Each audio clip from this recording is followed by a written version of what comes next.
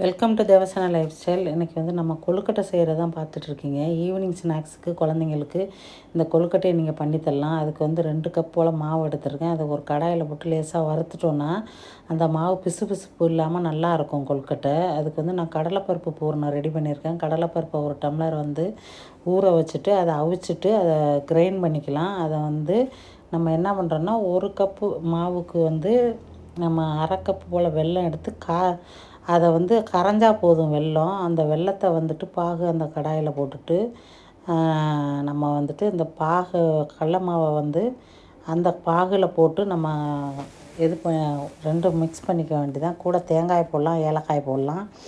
அதுக்கப்புறமா நம்ம 2 கப் மாவுக்கு வந்துட்டு 2 கப் போல் தண்ணி எடுத்து நம்ம கொதிக்க வச்சோன்னா இந்த மாவை போட்டு கிளறினோம்னா மாவு வந்து சூப்பராக ரெடி ஆயிரும். இப்போ வந்து நான் அச்சில் வந்துட்டு வாழை இலையில் எண்ணெயை தடவி தட்டிட்டு இந்த அச்சில் வந்துட்டு அந்த மாவை பரப்பிட்டு அந்த கடலைப்பருப்பு பூரணத்தை வச்சுட்டு நான் வந்துட்டு செய்கிறேன். இதே மாதிரி தான் எல்லா கொழுக்கட்டையும் பண்ணியிருந்தேன். இது வந்து கடலைப்பருப்பில் வந்து ப்ரோட்டீன் அதிகமாக இருக்குது. தேங்காயில் வந்துட்டு நல்ல கொலஸ்ட்ராலை வந்து இது பண்ணும். குழந்தைங்களுக்கு ரொம்ப நல்ல சக்தியை கொடுக்கும்.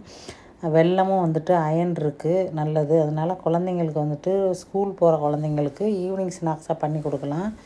தேங்க்யூ ஃபார் வாட்சிங்.